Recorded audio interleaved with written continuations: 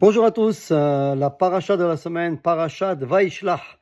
Vaishlach Yaakov malachim lefanav el Esav achiv. Alors on se rappelle de l'histoire que Yaakov a pris les bénédictions de Esav et sa mère Rivka l'a envoyé chez Lavan, son oncle, le frère de Rivka.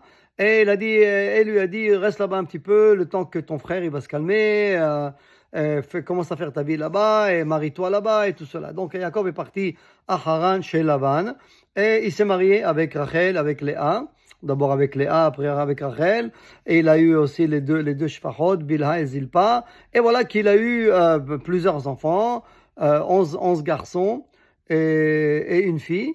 Et là que Rachel tombe enceinte, et là il décide de retourner en Eretz Israël. Dieu lui dit, retourne en Eretz Israël, Ve'ya'imar, je serai avec toi, je vais t'aider, je vais te prospérer, et tu seras comme tous les autres patriarches, comme ton père et ton grand-père, Abraham et Yitzhak. Et voilà que Yaakov s'approche vers Eretz Israël, et là, il réalise qu'il va y avoir une grande rencontre avec Esav, il a peur, il ne sait pas ce qui va se passer, Esav peut-être qu'il est toujours furieux, et effectivement, Esav était toujours furieux, il n'a jamais pardonné, il s'est jamais calmé, ses nerfs étaient toujours là. D'ailleurs, c'est pour ça qu'il a appelé son pays Seir, Seir qui veut dire poilu, qui se rappelle de la façon que Yaakov Avinu s'est déguisé avec les peaux de bête. Et Edom, il l'a appelé aussi Edom qui vient du mot Adam, qui lui rappelle toujours le fameux plat de lentilles rouges qu'il a donné pour prendre ça, pour racheter ça, son droit d'aînesse. Et voilà, donc, bref, il s'approche et Yaakov décide d'envoyer des cadeaux à Esav. Il lui envoie des bœufs, des chameaux, des moutons, des béliers, tout cela pour calmer le jeu un petit peu.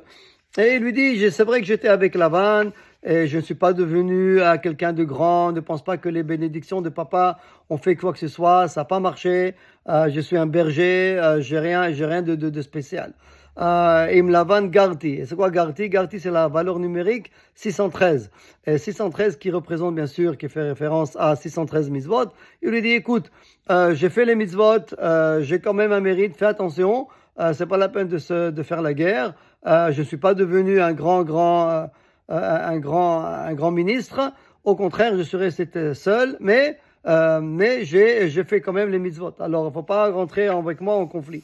Quoi qu'il en soit, il s'approche. Et là, les messagers qui lui ont mené les cadeaux à Esav reviennent vers Yaakov et lui dit on a rencontré Esav et il vient vers toi avec 400 hommes armés jusqu'aux dents, probablement pour faire la guerre. Et là, Yaakov, il a peur, il dit oh là, qu'est-ce que je vais faire maintenant? J'ai une grande famille, j'ai des enfants à bas âge, donc il a partagé, il a coupé son camp en deux. Une partie ici, une partie là-bas. Il a dit ici, ça, il va attaquer un camp. Au moins, j'aurai le reste de ma famille de l'autre côté.